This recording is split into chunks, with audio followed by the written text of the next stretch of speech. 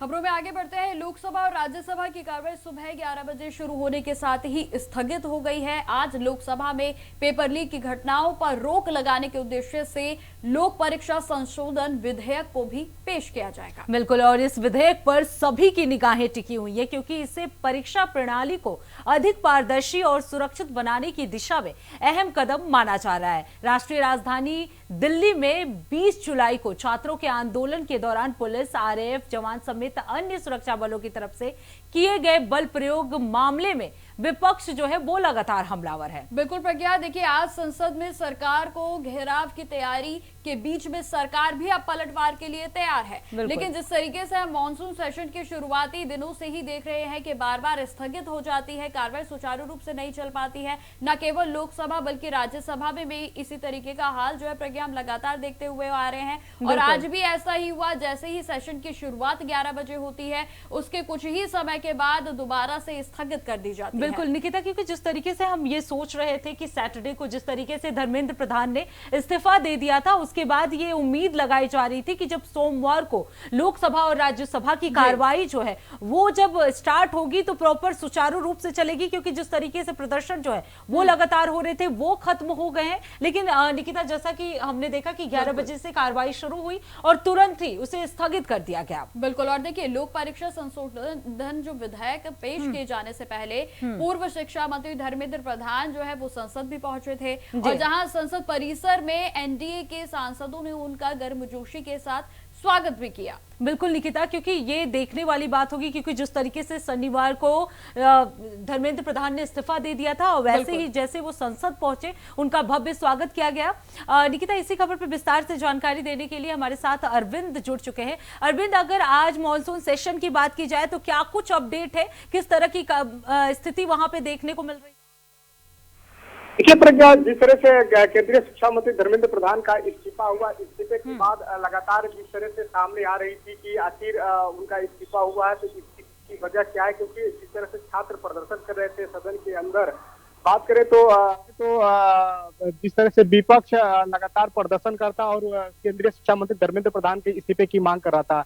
शनिवार को उनका इस्तीफा हो गया तो विपक्ष के पास अभी कोई मुद्दा तो सामने रहा नहीं, क्योंकि छात्रों का भी आंदोलन समाप्त हो गया है। अब ऐसे में केंद्र सरकार ने छात्रों की सभी बातों को स्वीकार कर लिया कि जो छात्र अपनी बात उनकी मांग थी, उन्होंने अपनी मांग को पूरा करने की कोशिश सरकार की तरफ से की गई है।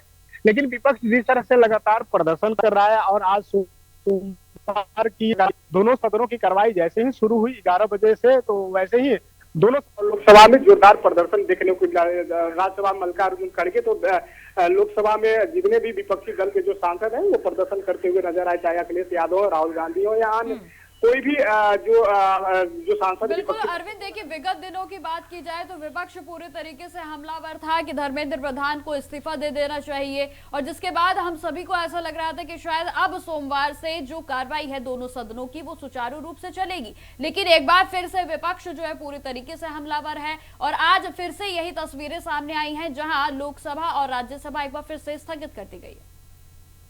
बिल्कुल, आज भी प्रदर्शन देखने को मिला, क्योंकि जो विपक्षी दल के जो सांसद अपने हाथों में जो पोस्टर बैनर लेके आए थे, उस पोस्टर बैनर में साफ शब्दों में 3 शब्द काफी अहम महत्वपूर्ण लिखे थे। उनके तरफ से लिखा गया था कि जिस तरह से वोट चोरी हो रही है, यानी लोकतंत्र में वोट चोरी, सरकार में पेपर चोरी और धार्मिक आस्था पर बात करें तो राम मंदिर को भी लिखा गया था कि किस तरह से चंदा चोरी हो रही है। तो इन सभी मुद्दों को लेकर विपक्षी दल की तरफ से जोरदार प्रदर्शन किया गया संसद के बाहर और सदन के भीतर भी, जिसकी वजह से सदन की कार्रवाई को स्थगित करनी पड़ी। 12 बजे की कार्रवाई शुरू होते ही और वैसे ही दोनों सदनों पे जो जोरदार प्रदर्शन देखने को मिला है। लगातार जिस तरह से अपनी संसद की तरफ से जो बातें रखी जानी चाहिए थी संसद के अंदर रखी नहीं जा रही है। विपक्षी दल के जो सांसद है वो लगातार सरकार से जवाब मांग रहे हैं कि आखिर छात्रों पर जो लाठीचार्ज हुआ है उसका जवाबदेही कौन होगा, क्योंकि उन्होंने गृह मंत्री अमित शाह पर उनके तरफ से आरोप लगाया जा रहा है कि गृह मंत्री के इशारों पर ही